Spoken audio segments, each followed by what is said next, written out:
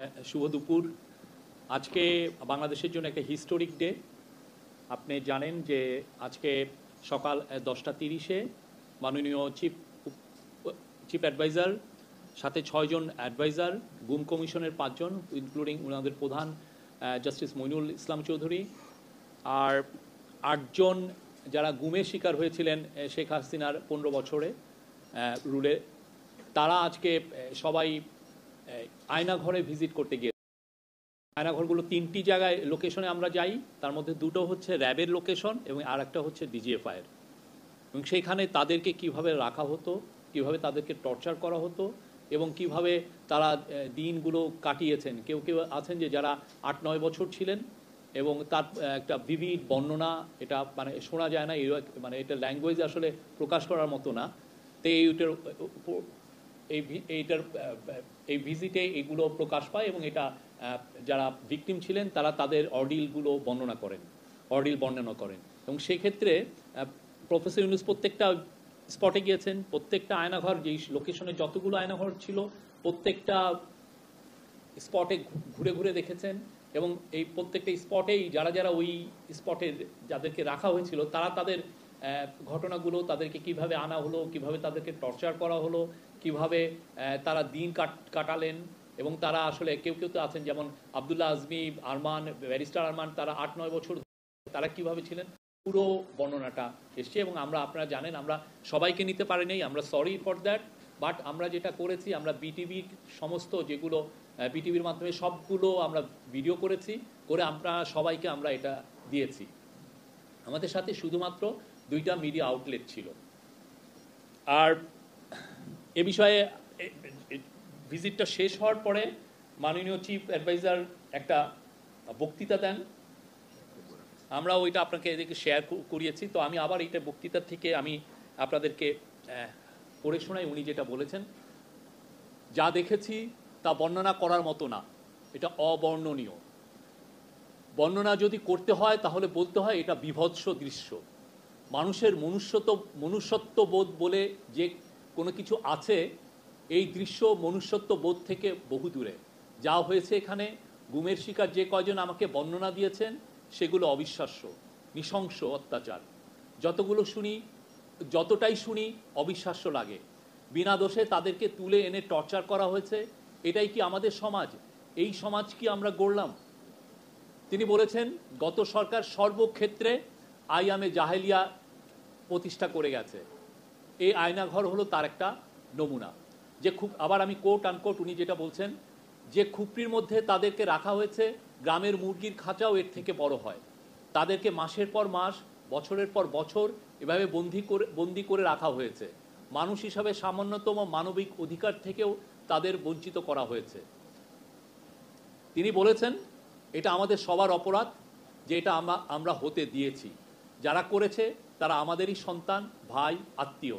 এই সমাজকে নিপীড়নের এই চূড়ান্ত রূপ থেকে বের করে না আনতে পারলে এই সমাজ টিকে থাকবে না। প্রধান উপদেষ্টা কমিশনকে বিশেষভাবে ধন্যবাদ জানিয়েছেন। উনি বলেছেন যে তারা কোদাল হাতে দেয়াল ভেঙে এইসব টর্চার সেল আবিষ্কার করেছে। গুম কমিশনের রিপোর্ট জাতির জন্য একটা বড় ডকুমেন্ট। এটা অবশ্য পাঠ্য হিসাবে সবাইকে পড়তে হবে। যারা এর সঙ্গে জড়িত অবশ্যই তাদের বিচার করতে হবে, তা না হলে আমরা নিষ্কৃতি পাবো না। আপনারা জানেন কিছুদিন আগে একটা রিপোর্ট হয়েছিল যে আয়নাঘরে ভিজিট হচ্ছে না, কিন্তু আপনারা দেখলেন তো আমরা প্রত্যেকটা ঢাকা যতগুলো আয়নাঘর আছে সবগুলোতেই বিশিষ্ট যেগুলো সেগুলো ভিজিট হয়েছে। এবং বাংলাদেশে যত আয়নাঘর আছে প্রত্যেকটা খুঁজে বের করা হবে। সোফার আমাদের কাছে গুম কমিশনের ইনভেস্টিগেশন অনুযায়ী এবং সিকিউরিটি ফোর্সে যা ইনভেস্টিগেশন করেছে আমরা জেনেছি এটার সংখ্যা কয়েকশো, মেবি 700 থেকে 800, এবং এইটা আরও বের হচ্ছে। এবং এটা বোঝা যাচ্ছে যে এটা শুধুমাত্র ঢাকায় কনসেন্ট্রেট ছিল না, প্রত্যন্ত অঞ্চলেও এরকম অনেক আয়নাঘর ছিল। এবং এটার সত্যিকার অর্থে আপনার যদি হিউম্যান রাইটস ওয়াচ, যেটা নিউ ইয়র্ক বেস একটা টপ হিউম্যান রাইটস অর্গানাইজেশন, তাদের যদি রিপোর্ট পড়েন সেখানে স্পষ্ট লেখা আছে, তাদেরকে সিকিউরিটি ফোর্সের অফিসাররা বলেছেন যে এই গুম এবং খুনের সাথে পতিত স্বৈরাচার শেখ হাসিনা ছিল, তার অর্ডারে এগুলো হয়েছে বেশিরভাগ। আমরা আজকে আরও একটা ইম্পর্টেন্ট দিন এই জন্য যে আজকে আপনারা জানেন ইউএন, ঠিক আমরা যখন কথা বলছি ইউএনের হিউম্যান রাইটস অফিস আজকে তাদের বাংলাদেশে যে জুলাই অগাস্টে যে অভূতপূর্ব যে একটা ঘটনা ঘটলো, যে ম্যাস আপরাইজিং হলো, সেই সময় যে অ্যাট্রোসিটিস হয়েছে, সেটার উপর একটা ফ্যাক্ট ফাইন্ডিং রিপোর্ট দিয়েছে। এবং এই ফ্যাক্ট ফাইন্ডিং রিপোর্টটা ছিল পুরোপুরি তাদের ইন্ডিপেন্ডেন্ট রিপোর্ট, সেখানে গভর্নমেন্টের কোনো ইনফ্লুয়েন্স নাই, গভর্নমেন্টের কোনো ধরনের কোনো এখানে রোল ছিল না। ইউএনের এই রিপোর্টটার মাধ্যমে আমরা যেটা জানতে পেরেছি সেটার উপরে আলোকপাত করবেন আমার কলিগ, আমাদের deputy press secretary Azad Majumdar. ধন্যবাদ আপনাদের সবাইকে। আপনারা হয়তো পত্রিকা এর মধ্যে কিছু কিছু তথ্য দেখেছেন, আর এই রিপোর্টের কিছু একটা হাইলাইটেড কিছু অংশ আমরা এর মধ্যে আপনাদের সাথে শেয়ার করেছি। আপনারা দেখেছেন যে কীভাবে জুলাই আগস্টের সময় আসলে টর্চার করা হয়েছে, খুন করা হয়েছে,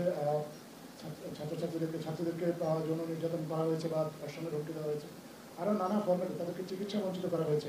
যারা আহত হয়েছেন তাদেরকে হাসপাতালে নিয়ে যাওয়া, তো তাদের চিকিৎসা নিতে তাদেরকে বাধা দেওয়া হয়েছে। এবং এই যে অপকর্মগুলো, এখানে আসলে দল হিসাবে কার কী ভূমিকা ছিল, ব্যক্তি হিসাবে কার কী ভূমিকা ছিল, এই বিষয়গুলো এই রিপোর্টে বিশদভাবে এসেছে। আমরা আশা করি আপনারা সেখানে এগুলো দেখতে পাবেন। এই রিপোর্টে প্রায় 1400 মৃত্যুর কথা বলা হয়েছে এই জুলাই আগস্ট প্রোটেস্টে, আরও কয়েক হাজার আহত কথা বলা হয়েছে। এগুলো সম্পূর্ণভাবে ইউএন তাদের নিজস্ব তাদের নিজস্ব মেকানিজমের মাধ্যমে তদন্ত করে তারা কিন্তু এটা এই তথ্যগুলো পেয়েছে। এখানে বাংলাদেশ সরকারের কাছ থেকে তারা যে তথ্যগুলো চেয়েছিল, তারা বাংলাদেশ সরকার তাদেরকে তথ্য দিয়ে সহযোগিতা করেছে, এবং তথ্য দিয়ে সরকার যে তাদেরকে সহযোগিতা করেছে এই বিষয়টাও কিন্তু রিপোর্টে উল্লেখ করা আছে।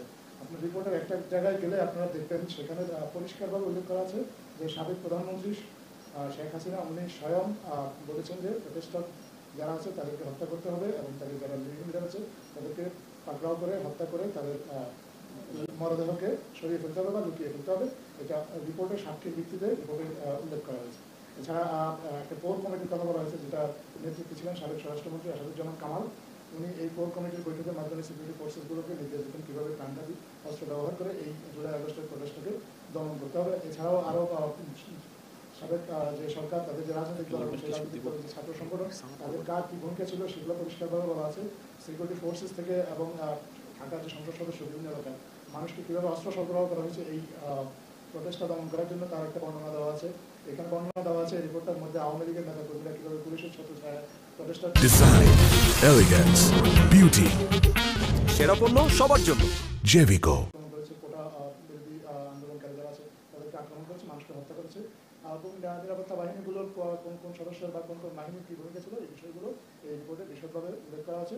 এই রিপোর্টের বিষয়ে বাংলাদেশের অন্তর্বর্তী সরকারের যে প্রতিক্রিয়া সেটাও আমরা ইতিমধ্যে আপনাদের সাথে শেয়ার করেছি। আপনারা আশা করি এটা দেখে নেবেন। আপনি কিছু বলবেন? আজকে যে দুইটা ঘটনা নিয়ে আমরা আসলাম, এই দুইটা ঘটনার আমরা যা দেখেছি এবং কিছু মানে আপনারাও ইতিমধ্যে ফুটেজ এবং ছবিগুলো পেয়ে গেছেন এবং রিপোর্টটাও পেয়ে গেছেন। সো এই দুটা জিনিস টু সাম আপ, মানে লাস্ট 15 বছরের যে ব্রুটালিটি এবং মানে এইটার একটা বড় উদাহরণ কিন্তু এই দুইটা রিপোর্ট, যেটা আজকে দুইটা ঘটনা যেটা আজকে পাবলিশ হয়েছে। সো এইটা আমার কাছে মনে হয় যে আমাদের কাছে মনে হয় যে ওভারঅল লাস্ট 15 বছর কি হয়েছে এটার একটা মানে ক্ষুদ্র বলবো না, একটা বিশাল অংশ হচ্ছে এই দুটা জিনিস। এইটার ভিত্তিতে আমার মনে হয় লাস্ট মানে কসাই শেখ হাসিনার যে লেগেসি এইটা সাম আপ করার একটা বড় অংশ এই দুইটা। এনিওয়ে, সো আপনারা এখন যাদের প্রশ্ন আছে তারা প্রশ্ন করতে পারেন।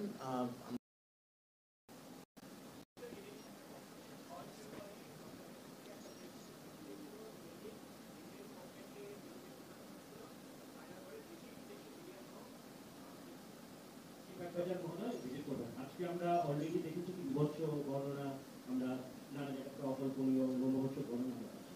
আমার প্রশ্ন হচ্ছে যে এই দেশি মিডিয়ায় কারা গিয়েছিলেন এবং এইটার বিষয়ের ক্রাইটেরিয়াটা কিরকম ছিল? আপনার প্রথম প্রশ্নটা, আমরা দ্বিতীয় প্রশ্ন রিজার্ভেশন, কোনো গ্রুপের থেকে কোনো রিজার্ভেশন ছিল কিনা? আর আরেকটা জিনিস আমি বলে নিই যে গুম কমিশনের রিপোর্টের পরেও অ্যারেস্ট ওয়ারেন্ট ইস্যু হয়েছে বেশ কিছু লোকের নামে,